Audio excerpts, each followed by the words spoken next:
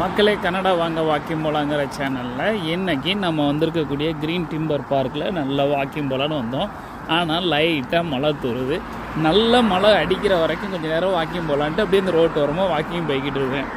நான் நேற்றுக்கு கோயிலுக்கு போனேன்னு சொன்னால பர்னபியில் உள்ள துர்கா தேவி டெம்பிள், அந்த பர்னபியில் அது பழைய டெம்பிள் தான். அந்த டெம்பிளில் தான் ஸ்டில் நம்மளோட துர்கா தேவி அம்மன் அங்கே தான் இருக்கிறாங்க. அம்மனோட ஆலயத்துக்காக ரிச்சிமாண்டில் நம்பர் 5 ரோட்டில் ஒரு பெரிய இடம், கிட்டத்தட்ட 2 ஏக்கர் இடம் வாங்கி 1 ஏக்கர் இடத்துல 44,000 சதுரவடி கிட்ட அம்மனோட ஆலயம், புது ஆலயம் கட்டிக்கிட்டு இருக்காங்க. அந்த புது ஆலயம் கட்டி முடிக்கிறதுக்கு கிட்டத்தட்ட ஒரு 2 ஆண்டுகள் ஆகும். அந்த 2 ஆண்டுகள் வரைக்கும் நம்ம துர்காதேவி அம்மனோட டெம்பிள் பர்னபியில் சேம் பிளேஸில் அங்கேயே தான் இருக்கும். அது கட்டி முடித்ததுக்கப்புறம், புது டெம்பிள் கட்டி முடிச்சதுக்கப்புறம் தான் இங்கேருந்து அங்கே மூவ் பண்ணுவாங்க. ஆனால் ஒன்றுங்க, பொதுமக்கள் எல்லாரும் சின்ன சின்ன உதவிகள் கொடுத்து, நிறைய பேர் பெரிய பெரிய உதவிலாம் கொடுத்துருக்கீங்க. எல்லாரும் நல்லபடியாக நம்ம அம்மனோட புது ஆலயம் ரெடி ஆகிறதுக்கு உதவி பண்ணுறாங்க. அதே மாதிரி நீங்கள் யாரெல்லாம் உங்களுக்கு ஆசையாக இருக்கோ கோயிலுக்கு போங்க. பழைய நம்ம துர்காதேவி டெம்பிள் பர்னபியில் இப்போ கரண்டாக அங்கே தான் இருக்குது. அங்கே துர்காதேவி டெம்பிளுக்கு போங்க. பர்னபிக்கு போய் உங்களுக்கு என்ன தோணுதோ அதெல்லாம் சும்மா ஒரு டொனேஷன் கொடுங்க.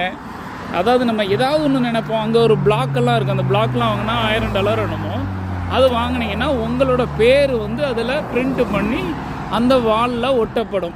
ஸோ இந்த மாதிரியெல்லாம் நிறைய இது இருக்குது. அது மாதிரி நிறைய பேர் இப்போ யாராவது ஒருத்தங்க நான் ஒரு $50,000 $100,000 வட்டி இல்லா கடனாக கோயிலுக்கு தர்றேன் அப்படின்னு கூட நீங்கள் நினைக்கலாம். அப்படி நினச்சா கூட நீங்கள் கோயிலில் கொண்டு கொடுக்கலாம். கொடுத்தாலும் அவங்க கோயில் சார்பாக என்னைக்கு பணம் வருதோ ஒவ்வொருத்தருக்காக 1 by 1 ரீஃபண்டு கொடுத்துருவாங்க. அது மாதிரி தான் இப்போ உள்ள ஆலயமும் ரன் ஆகிருந்திருக்கு ஒரு காலத்தில்.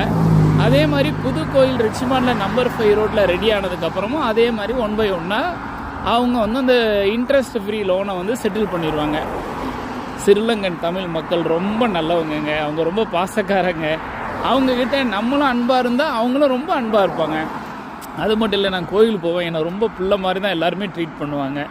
என்னை அவங்களோட சன் மாதிரி பார்த்துக்கிடுவாங்க. அதனால் எனக்கு ரொம்ப பிடிக்குங்க ஆக்சுவலாக அவங்கள. நம்மளை எப்படி சொல்கிறது, நீங்கள் ஒரு ஆளை தப்பாக நினச்சா தான் அது தவறுதலாக போய் முடியும், அப்படி தானே?